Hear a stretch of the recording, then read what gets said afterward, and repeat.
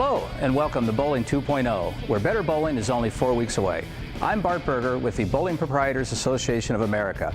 Welcome. Regardless if you're a new bowler, haven't been bowling for some time, or an occasional bowler just wanting to learn the basics and improve your game, you're in the right spot. You're about to join the bowling movement and be part of America's largest participation sport. That's right, over 70 million Americans bowl each year, making bowling the largest participation sport in the United States. We're here at the International Bowling Campus in Arlington, Texas, inside the ITRC, the International Training and Research Center, where members of our coaching staff will be joining you each week along with the coach at your participating bowling center to share with you everything you need to know about making bowling a lifetime sport. Joining us today to get things started is Carolyn Doran-Ballard, who's truly one of the best female bowlers of all time. She's won 22 professional titles, been named Bowler of the Decade, and is a USBC Hall of Fame member. Welcome, Carolyn. Thanks, Bart. Hey, we are ready to rock and roll. Bowlers, let me tell you what you're going to learn over the next 4 weeks. Besides having fun, you're going to learn the fundamentals of bowling. You're going to learn how to make those spares, you know, the pins that you always leave and you don't know where to stand to make them. You're going to learn about how to have a loose arm swing so that you strike more often. And you're going to learn about bowling etiquette and even how to get your own equipment if you feel you want to get your own ball and your own shoes. We are ready to have you have a lot of fun out there on the lanes. Excellent. Thank you, Carolyn. You're in great hands with Carolyn and the coaching team here. You're also in great hands with the coach at your local bowling center. So, hey, let's get started. And remember, most importantly, let's have some fun. Before you get started getting on the approach and rolling your ball down the lane, you're going to have to go to the control counter or the front desk and get a pair of rental shoes. Just want to give you a little bit of a safety tip. These shoes, this part here needs to stay dry. You don't want any powder, you don't want this part getting wet, because what that does is it does not allow the shoe to slide on the approach and allow you to perform your approach and get good leverage into the line. So be careful when you're in the bowler's settee area and make sure that there aren't any drinks on the floor or any powder that can get on the shoe and inhibit your approach.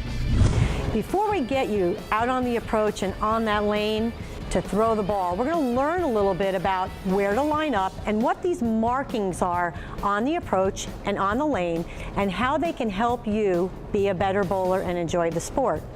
There are two sets of dots on the approach. These dots are used for when you're trying to line up to hit the head pin, which is also referred to as the pocket. You might be standing in the middle of the lane. You may have to move a little to the right. You may have to move a little to the left. Using these dots on the approach will help you remember where your strike target is and where your spare shot is. As we move up the approach, there's another set of dots right in front of the foul line. These dots are also used for getting lined up and for targeting purposes. Now, one important factor, this foul line. Do not cross over the foul line. That nasty buzz means you're going to get 0 for the frame.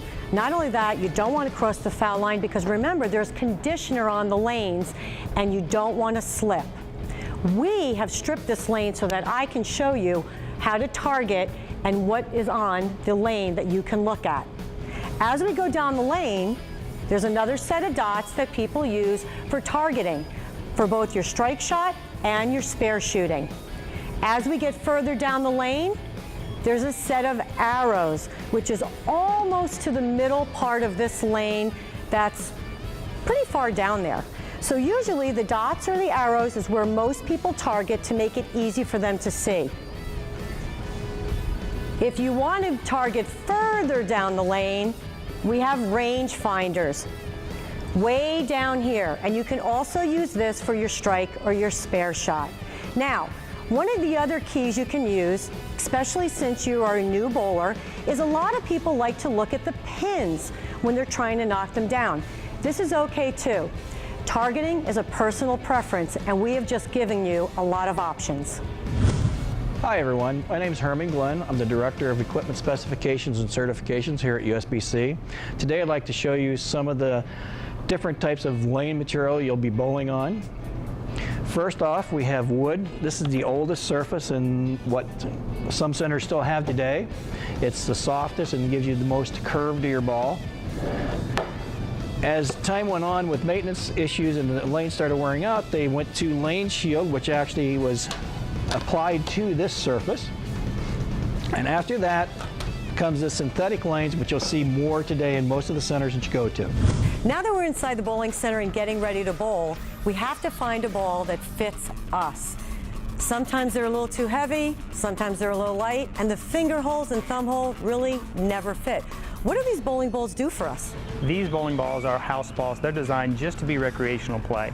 They're plastic bowling balls. They're going to go straight down the lane. They're not going to react like the high-end performance stuff you may see. The holes are important to understand that they basically just plug in a basic fit, a small, a medium, and a large size. So you don't get a custom fit that may be a little too big, like you mentioned, maybe a little too small, but ultimately you want to find one that's close and comfortable just so that you can get the ball off your hand comfortably. Well, we have a few tips that'll help you pick out a ball that's comfortable for you to use. Okay, you've got your lane, and it's time to choose the correct bowling ball. Two important things to remember here. Number one, you want to make sure you get a bowling ball that's approximately 10% of your body weight to begin with. So if you're 100 pounds, a 10-pound ball. If you're 140 pounds, a 14-pound ball. The center is going to have multiple choices for you to choose from. The second thing is the importance of the fit. When you put your hand inside the bowling ball, you want to make sure the fingers fit comfortably. Not too big and not too small so that you can hold on to the ball, but just in that comfortable position so it's easy for you to release the ball when you're going through your approach. How do you place your hand in the ball? I'm going to show you the proper way to do it. If you're using a house ball, you want to make sure you pick it up from the sides. What we're going to do today is we're going to place our fingers into the second joint and then roll the ball onto our thumb all the way so it sits all the way onto your thumb. This is a good way to grip a house ball or a conventional fit. If you have your own custom bowling ball, you might be able to go up in weight because it's going to be a perfect fit for your hand. This is a fingertip grip. This time only my fingertips are going to go in first to the first joint, and then I'm going to roll it all the way onto my thumb. This helps if you want to learn how to hook the ball. You've got a lot of information on bowling balls. We're going to review the two kinds of bowling balls that you possibly can use to make your bowling experience fun. The house ball, the ball that you're going to have in the bowling center where you're getting ready for competition or just going to have fun with your friends or to bowl league. This is a plastic bowling ball or a polyester bowling ball. It's not going to hook very much. It's going to go really straight, and the majority of the time this is drilled with a conventional grip. That's what also helps this ball go straight down the lane. The other bowling ball is one that you may get after week 4. This ball here is a reactive bowling ball. This is what's going to give you a little bit more hook or curve into that head pin. This one is going to be drilled for your hand, custom fit. And this is the one that's going to allow you to get to the next level of bowling. Choosing that right ball can be a little difficult, but I'm going to give you one more little tip to try and make it a little more comfortable. For that house ball, pick up a lighter weight first, say 10 pounds, 10% of your body weight. So if you're 100 pounds, it would be a 10-pound ball. And just put your elbow next to your side and hold that ball in your palm. If the ball doesn't move and it's steady, that weight is perfect for you. If it moves around a little bit and you feel that where you have to grab it, it's a little bit too heavy, go down in weight. Same thing for when you're getting that personally fitted ball. They will hold that ball in your hand to see if that weight is right for you. I know we're all here to bowl and roll the ball down the lane, but there's so much more to the sport of bowling. It's a sport, and in any sport you have to keep yourself in shape and make sure you do the right things so that you don't get injured. What are some of the things we can do in bowling before we start to get out there? Well, it's very important because bowling is an athletic activity. You got to make sure when you're warming up, and we've learned that you need to do dynamic warm-up. Dynamic warm-up simply gets the body's core warmed up and gets the blood flowing to the larger muscle groups because we're going to compete with those large muscle groups, the leg muscles, the arm muscles. So we do dynamic warm-ups to begin with, and then we get on the approach and start to bowl. So I don't want you to be embarrassed, but really, the bowlers area, the settee area is a great place to do a few of those before you get out there for your competition, correct? Correct. It's the right place to do it. It's right before competition. It's right when you're getting ready to compete or recreationally play. It's the right place to do it. And like any other sport, you do it right before you get ready to play. So the bowler circle is definitely the place to go compete, go warm up. Okay, here's some examples of what we can do to warm up before we bowl. Arm circles are very simple to do. We start going forward, we simply roll at the shoulders and get our arms going forward, and then we go the opposite direction, we go backward. One other exercise are torso twists. With our hands in by our side, we basically just bend at the torso, back and forth. We can also do leg swings. Standing on one leg, we swing the opposite leg back and forth. We make sure and do this to both sides on each of the exercises. One of the things that also gets the body real warmed up is to do running in place. When starting your approach in bowling, the stance, your start, is the most important, and you need to be comfortable. What are some of the key components, Coach Steven, to help with a good stance? Well, there's two things that are really important when it comes to the stance. Number one is balance. From the shoulders to the knees, everything being balanced over the top of the footwork in relationship to where you're holding the ball is going to be essential when it comes to starting a good approach. To go along with that is going to be posture. Making sure your posture stays the same from your start position all the way through to your finish position is very important when it comes to balancing your approach. So these key components in your start will lead you to a good finish. Every bowler is going to be a little different in finding their starting position on the approach. Teresa is going to begin by showing us how to find the appropriate start position for a basic four-step approach. She's going to walk to the foul line, place her heels on the set of dots, and she's simply going to take 4.5 steps back from the foul line. And once she takes her half step, she'll pivot on her toe, and this will be her approximate starting distance from the foul line. Because everybody's a little different size, everyone's going to start in a little different position on the approach. So it's important to make sure you understand where your starting position is. Go to the foul line, set of dots, 4.5 steps back, pivot on that last step, turn around, and that's going to be your approximate distance to start for your beginning position on the approach. Okay, let's start with the foundation, the four-step approach. This is the basic thing you want to know when you're getting into learning how to get the ball off your hand comfortably from start to finish. Teresa's going to help demonstrate for us. She's found a starting position that's comfortable from the foul line. She's going to begin with her balance over her feet. Her knees are slightly bent and the ball will be placed in front of her body so that she's balanced and ready to perform her shot. Her first step is going to have the bowling ball and the ball side foot move at the same time. They're going to move out at the same position.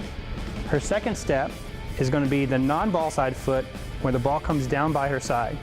The third step of her approach will have the top of her backswing, and now the fourth step will be her slide, and when she releases, her non-ball side foot will be behind her and come behind so that it's balanced at the bottom of her release.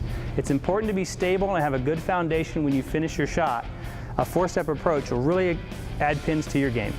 We've just learned about the four-step approach. Let's take a quick recap and understand those steps again and understand some places we may want to be careful of when we're talking about it.